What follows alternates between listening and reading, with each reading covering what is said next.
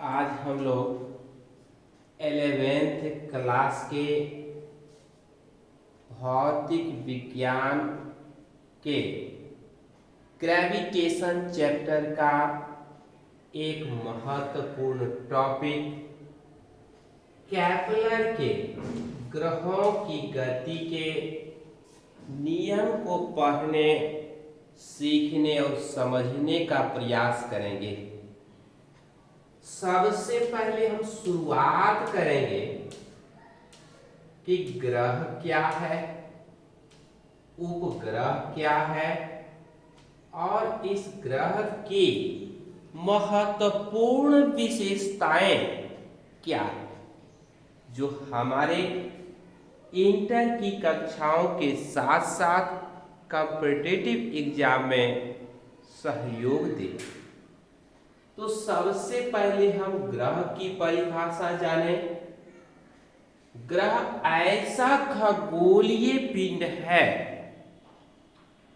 जो सूरज की कक्षा में चक्कर लगाता रहता है और इस ग्रह का अपना कोई प्रकाश नहीं होता। यह ग्रह केवल सूरज के प्रकाश से चमकता है या प्रकाशित होता है।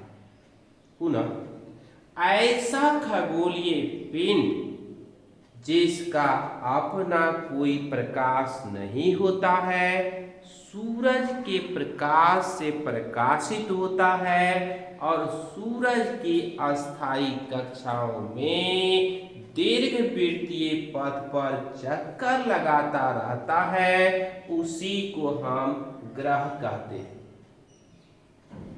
ग्रह की कुल संख्या 9 थी, परंतु 1 जुलाई 2008 को 90 ग्रह प्लूटो को ग्रह की श्रेणी से 90 ग्रह प्लूटो को ग्रह की श्रेणी से बाहर निकाल दिया गया। इस प्रकार ग्रह की संख्या अब केवल और केवल 8 है, जिसका नाम सूरज से बढ़ती हुई दूरी के अनुसार बुध, शुक्र, पृथ्वी, मंगल, बृहस्पति, शनि, यूरेनस, नेपच्यून और प्लूटो है। अब इस ग्रह की कुछ जानकारी हम प्राप्त कर लें। जैसा कि आप जानते हैं, 90 ग्रह प्लूटो को ग्रह की श्रेणी से 1 जुलाई 2008 ईस्वी में बेदखल कर दिया गया, अर्थात निकाल दिया गया और अब ग्रहों की कुल संख्या केवल और केवल 8 है। जैसा कि आप जानते हैं क्या कि सर्वाधिक बड़ा ग्रह, मतलब सबसे बड़ा ग्रह पृथ्वी और सर्वाधिक निकटतम ग्रह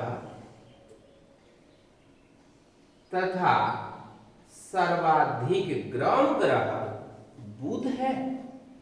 मतलब अभी तक का सूरज के सबसे नजदीक वाला ग्रह, सूरज के सबसे समीप वाला ग्रह, सूरज के सबसे करीब वाला ग्रह और सबसे गर्म ग्रह बुध है।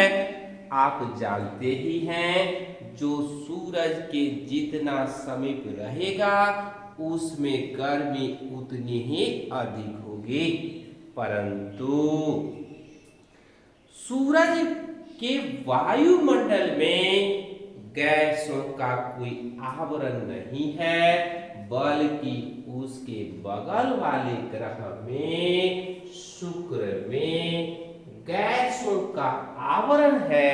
अर्थात बुध दिन में बहुत अधिक गर्म हो जाती है और रात में बहुत अधिक ठंडी हो जाती है। इस प्रकार शुक्र सूरज के समीप बुध के बाद है, परंतु उसमें गैसों का आवरण के कारण, सल्फर के आवरण के कारण वह दिन और रात मिला करके औसतन सबसे अधिक ग्रह शुक्र। यह बृहस्पति ग्रह सबसे बड़ा ग्रह है और इसमें उपग्रह की संख्या 18 है। उपग्रह की संख्या बृहस्पति के बाद पास उपग्रह की संख्या 18 है। शनि बृहस्पति से छोटा ग्रह है, परंतु शनि के पास सर्वाधिक 21 उपग्रह हैं। बुध और शुक्र ग्रह का कोई भी उपग्रह नहीं है। पृथ्वी का इकलौता ग्रह चांद या चंद्रमा है। उपग्रह चंद्रमा। मंगल का 2 उपग्रह फाबोस तथा डिमोस है। यूरेनस को लेटा हुआ उपग्रह कहा जाता है। यूरेनस को लेटा हुआ उपग्रह कहा जाता है।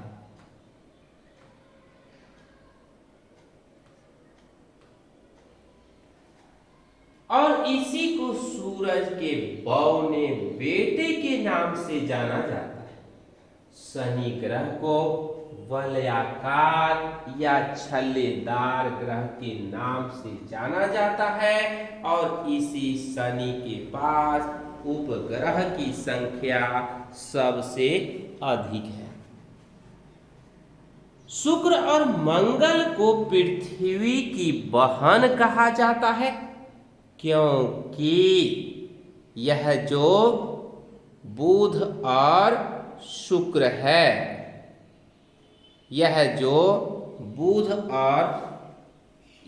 शुक्र और मंगल है, इसको पृथ्वी की बहन कहा जाता है, क्योंकि पृथ्वी के बगल में यही दोनों ग्रह पाया जाता है।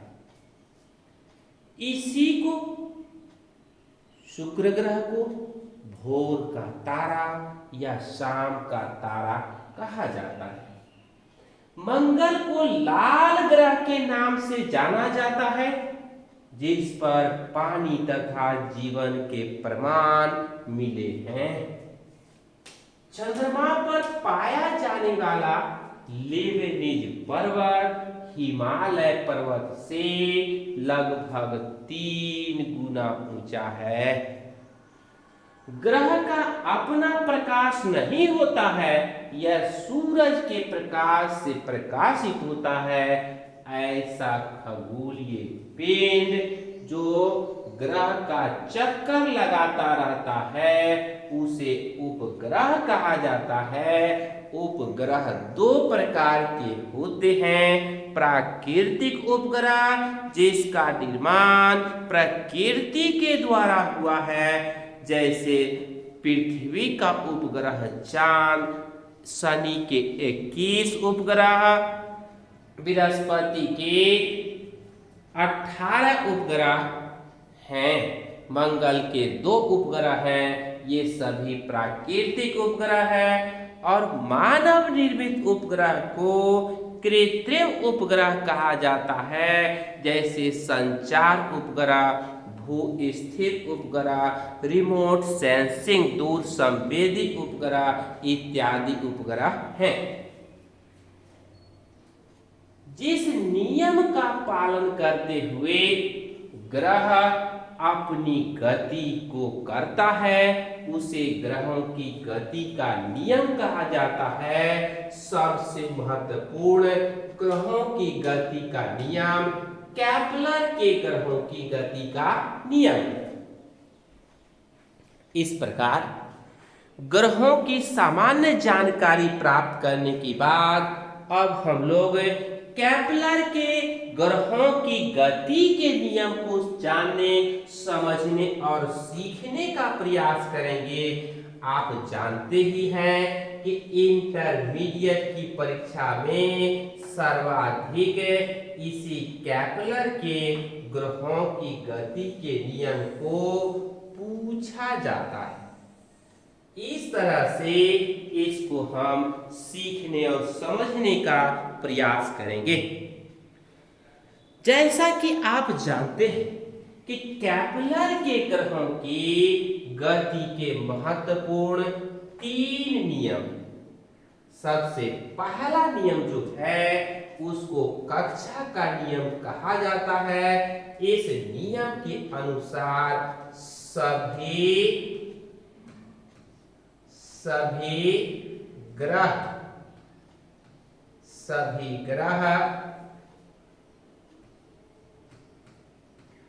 सूरज के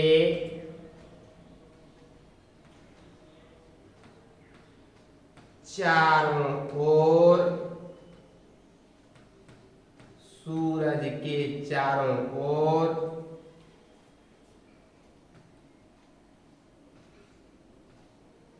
दीर्घवृत्तीय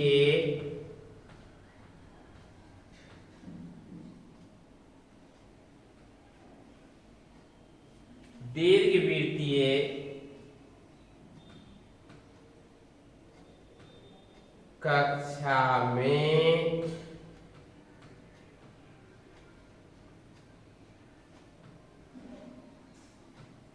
चक्कर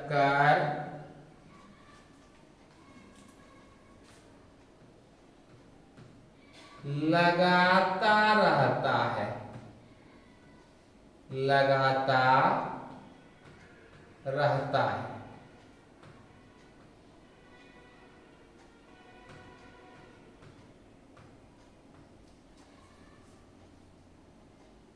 कभी सूरज के समीप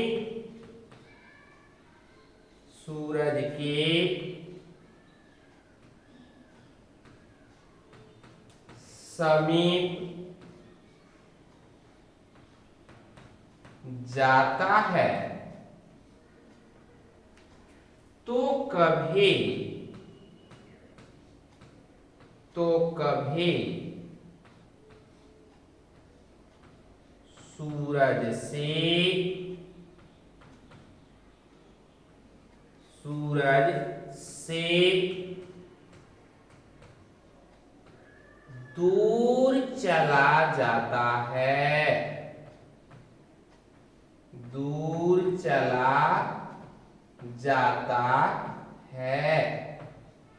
अर्थात सभी ग्रह सूरज के चारों ओर दीर्घवृत्तीय कक्षाओं में चक्कर लगाता रहता है। चक्कर लगाते समय इसका पथ परवलयाकार होता है। कभी सूरज के समीप जाता है तो कभी सूरज से दूर चला जाता है। चक्कर लगाते समय इन ग्रहों की त्रिज्या घटती बढ़ती रहती है। जैसा कि आप यहाँ पर देख रहे हैं, यहाँ सूरज के चारों ओर चक्कर लगाने का जो पथ है दीर्घवृत्तीय पथ है। इसकी त्रिज्या घटती बढ़ती रहती है। ग्रह केपलर के ग्रहों के गति के दूसरे नियम को क्षेत्रफल का नियम कहा जाता है। इस नियम के अनुसार सभी ग्रह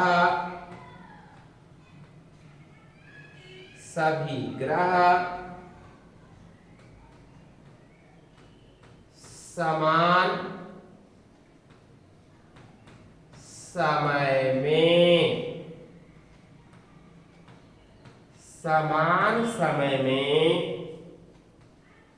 समान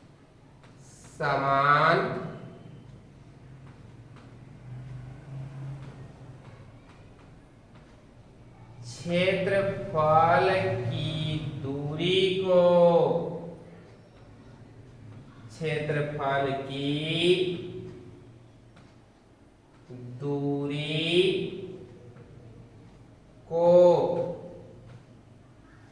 तय करता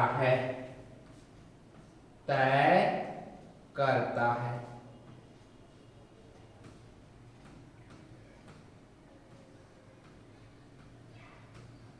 दूसरा नियम कहता है कि ग्रहों के चक्कर लगाने का पथ दीर्घवृत्तीय तो है, इसके साथ साथ सभी ग्रह चक्कर लगाते समय समान समय में समान क्षेत्रफल की दूरी को तय करता है। अर्थात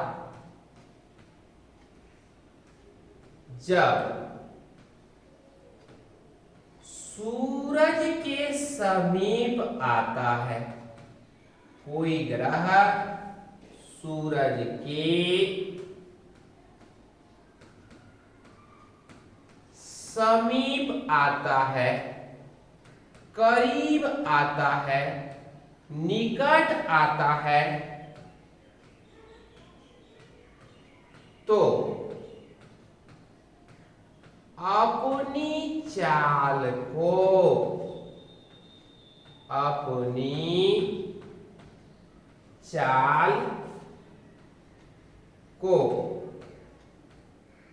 बढ़ा देता है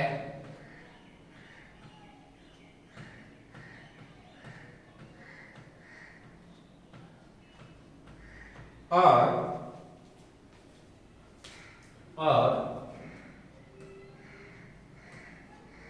दूर जाने पर अपनी चाल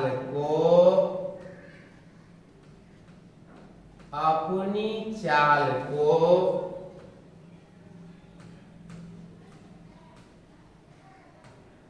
घटा देता है, जिससे वह ग्रह समान समय में समान क्षेत्रफल की दूरी को तय कर लेता है।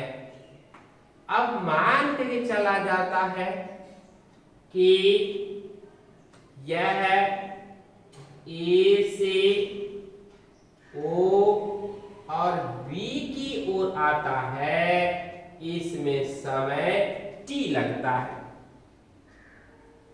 फिर इसी टी समय में यह सी से ओ होते हुए डी की ओर आता है, अर्थात इस क्षेत्रफल की दूरी को तय करता है। और इसी टी समय में यह ई से एफ तक जाता है और इस क्रम में इतनी दूरी को तय करता है। इस ई से एफ तक अधिकतम दूरी होने पर अपनी चाल को घटा देता है। फिर इसकी त्रिज्याएं कम होती है, तो जैसे जैसे त्रिज्या कम होती है यह अपनी चाल को बढ़ा देता है। इसी टी समय में अर्थात इसका जो क्षेत्रफल ए ओ बी है, सी ओ डी के बराबर है, ई ओ एफ के बराबर है, जी ओ एच के बराबर है। अर्थात समान समय में समान क्षेत्रफल की दूरी को कोई ग्रह तय करता है। अब ग्रहों की गति का तीसरा नियम को हम लोग आवर्त काल का नियम कहते हैं। यह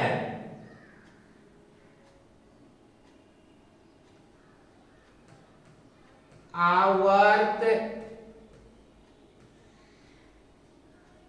काल का वर्ग, काल का वर्ग उसकी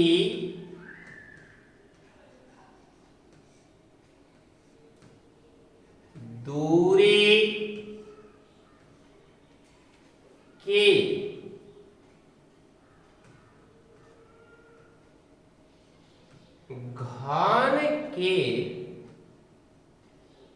घन के समानुपाती होता है। आवर्त काल का वर्ग उसकी दूरी के घन के समानुपाती होता है। अर्थात आवर्त काल बढ़ने के साथ साथ उसकी दूरी भी क्रमशः बढ़ती जाती है। आप देख सकते हैं कि सबसे निकटतम ग्रह बुध है, केवल और केवल 88 दिन में एक चक्कर लगा लेता है। अर्थात 88 दिन में बुध ग्रह पर एक साल होता है। पृथ्वी 365 दिन में एक चक्कर लगाता है। अर्थात पृथ्वी पर एक साल 365 दिन का होता है। सबसे दूरस्थ ग्रह प्लूटो 248 वर्ष में चक्कर लगाता है। अर्थात वहां का एक वर्ष पृथ्वी के 248 वर्ष के बराबर होता है। जैसे जैसे दूरी बढ़ती है उसी अनुपात में ग्रह का आवर्त काल भी, टाइम ऑफ पीरियड भी बढ़ता जाता है।